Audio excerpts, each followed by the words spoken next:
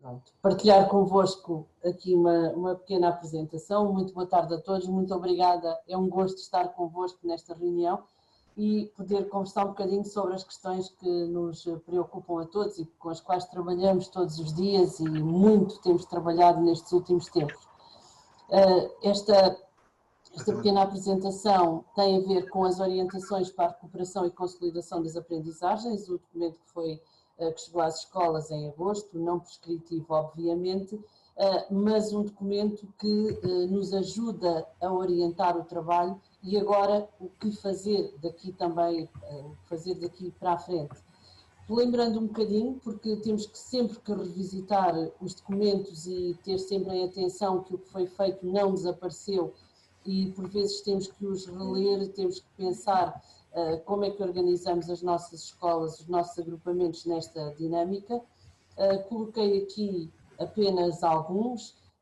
O primeiro e principal, aquele que foi depois do site, a orientação dos 8 princípios orientadores para a implementação do ensino à distância, porque as escolas viram-se com esta obrigatoriedade de repente, sem aviso, passar toda a sua atividade para regime não presencial, e este foi o nosso grande desafio de março. Parece que foi há muito tempo, tanto fizemos nesse último período letivo e neste já primeiro, mas de facto as escolas responderam com toda a sua capacidade a este grande desafio. Tivemos também roteiros para a utilização das plataformas, as questões da segurança, as questões do bem-estar, o estudo em casa, as plataformas das editoras, enfim, todas estas questões que foram importantes e que nos ajudaram a pôr de pé uma outra forma de trabalhar com a qual não estávamos habituadas a ter este trabalho na educação. Trago-vos alguns resultados, porque é importante perceber que a resposta foi muito eficaz e foi muito capaz. Estes dados são retirados do relatório publicado recentemente, do Estamos On com as escolas, Conhecer para Apoiar. Foi elaborado com base nas respostas das 3 fases que os senhores diretores tiveram a amabilidade de responder ainda com tanto que fazer. E chega-se aqui a esta conclusão que no final de abril, portanto na segunda fase de resposta, mais de 90% das escolas já tinham os aspectos essenciais incluídos nos seus planos de ação, os seus planos de ensino à distância. Já tinham um modelo, um desenho, tinham já circuitos de comunicação dentro da escola, com pais, com alunos, com professores. Tinham as manchas horárias definidas, sabemos que há alguns mais síncronas, outros menos, mas sempre com este trabalho de organização, as lideranças intermédias assumindo a sua importância, quase gabinetes de crise para as questões emergentes, atividades para não deixar ninguém para trás, para não deixar aqueles alunos que não tinham conectividade para trás ou que facilmente poderiam desaparecer, e também as questões da educação inclusiva e muito também a monitorização e adaptação. Quando chegámos ao fim do ano, em vez de 90% das escolas, tínhamos já 95% com este plano e com estes critérios, esta forma de trabalhar.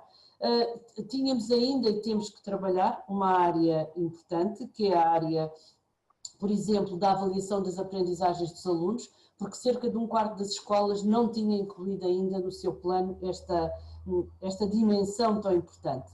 As outras 2 dimensões que também precisam de ser melhoradas e de ser pensadas com a escola e com todos, porque 15% das escolas não tinham ainda a diversificação do trabalho com os alunos, portanto era uma área ainda a desenvolver, e as intervenções no âmbito da educação inclusiva. Portanto, avaliação, diversificação e educação inclusiva, 3 áreas a olhar muito nos nossos planos. Que lições é que nós aprendemos? O que é que nos traz a esta reflexão?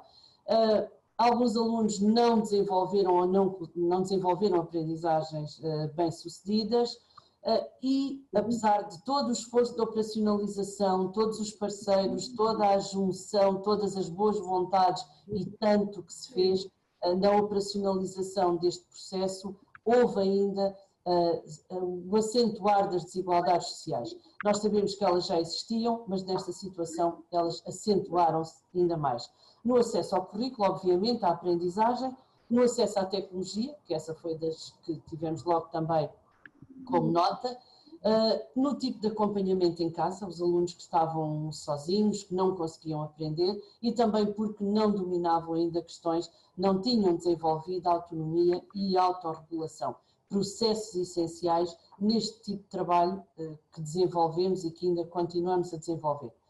Com base nestas lições aprendidas, elaboramos as orientações para a recuperação e consolidação das aprendizagens para 2021. O primeiro pedido que se fazia era, com base nas aprendizagens não realizadas ou não consolidadas, que as escolas desenhassem os seus planos de ação. Como qualquer plano, e também já foi dito aqui hoje, a ideia era que este plano de ação partisse de um diagnóstico preciso e importante para depois fazer a redefinição das estratégias.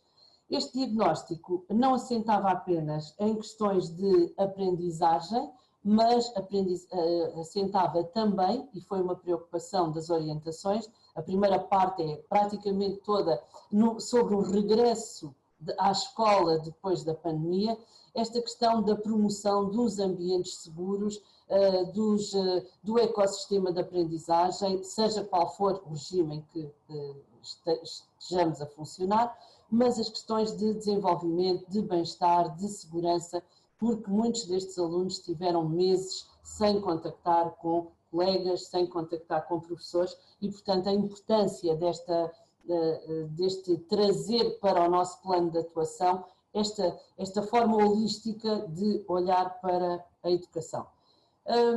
Este plano tinha por base o tal percurso do ensino à distância, era de forma intensiva nas primeiras 5 semanas e por isso entendemos por interessante trazer esta conversa aqui nestes encontros regionais, porque esta é exatamente a 5ª semana de aulas após o início do ano. Portanto, está no momento de olharmos para aquilo que foi feito, pensarmos o que é que podemos melhorar, ver em que áreas é que ainda teremos que fazer adequações, porque se não podemos prever o que vai ser, já sabemos muito do que já foi e está a acontecer. Temos aqui momentos diferentes e, portanto, convém pensar nesta nova forma. Claro que a recuperação não termina na 5ª semana, nunca terminou e agora nunca terminará, muito mais neste momento. Temos à nossa disposição a gestão mais flexível do currículo, claro que temos que adaptar as respostas da organização, do currículo, da pedagogia a estes casos e preparar a transição para as aprendizagens seguintes. Não nesta lógica de adição, não acrescentar mais e mais e mais, mas sim numa lógica do que é estruturante.